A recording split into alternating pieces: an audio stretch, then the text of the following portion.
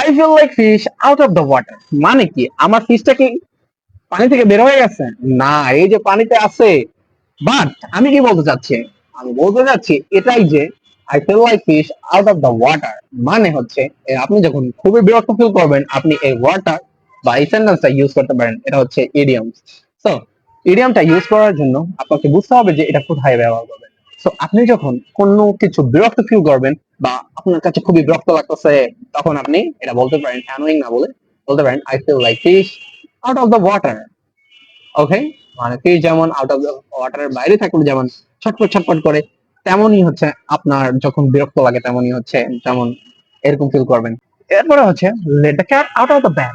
Late the cat out of the bag মানে কি, বিড়ালটা কি ব্যাগ থেকে চলে গেল?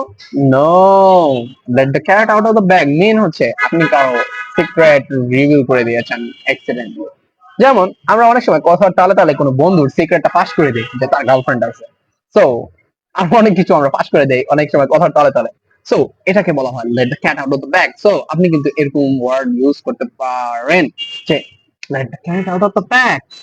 এরপরে হচ্ছে কোনো কিছু খুবই এক্সট্রিমলি এক্সপেন্সিভ, আপনি খুবই এক্সপেন্সিভ, লাইক আমার হচ্ছে হিস অ্যাকুয়ারিয়ামটা, মিনি অ্যাকুয়ারিয়াম, এটা খুবই এক্সপেন্সিভ।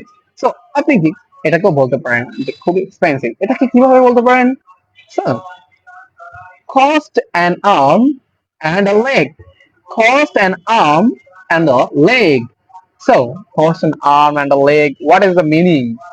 মানে হচ্ছে খুবই এক্সপেন্সিভ, এক্সট্রিমলি এক্সপেন্সিভ। যখন কোনো কিছু এক্সপেন্সিভ থাকে তো এটাকে বলা যায়। যেমন আমি একটা কারের এক্সাম্পল দিই। The car is cost an arm and a leg. কারটা খুবই ভেরি এক্সপেন্সিভ। সো এরপরে হচ্ছে আপনি অসুস্থ ফিল করতেছেন, আমি ফিল করতেছি আমি sick. So I feel under the weather. Under the weather, what is this under the weather? Under the weather mean হচ্ছে আপনি অসুস্থ, আপনি সিক ফিল করতেছেন under the weather. I feel under the weather. So আপনি যখন অসুস্থ feel করবেন তখন আপনি আন্ডার দ্য ওয়েদার বলতে পারবেন। তো এরপর হচ্ছে আমরা যদি এক্সট্রিমলি কোনোভাবে খুবই হ্যাপি থাকি, যে আমরা খুবই হ্যাপি, এখন এই ক্ষেত্রে আপনি ইউজ করতে পারেন to be like a dog with two tails. To be like a dog with two tails মানে হচ্ছে আপনি খুবই extremely happy. So after passing my exam I I feel extremely happy. So এটা না বলে আপনি বলতে পারেন after passing the exam I feel like a dog with two tales.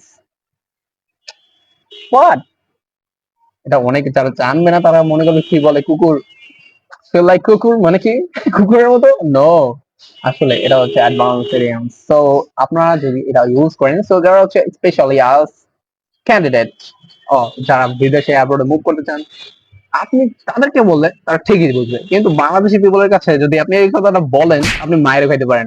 So যদি আরো কিছু ইন্টারেস্টিং ইডিয়ম জানতে চান তাহলে অবশ্যই আমার ফেসবুক এবং ইউটিউব চ্যানেলটাকে সাবস্ক্রাইব এবং ফলো করে রাখুন। সো আর বেশি বেশি করে লাইক দিবেন আমার ভিডিওতে, যাতে আমি ভবিষ্যতে আরো কিছু ভিডিও বানানোর জন্য আগ্রহী পোষণ হই। সো ধন্যবাদ সকলকে আমার সাথে থাকার জন্য। আসসালামু আলাইকুম।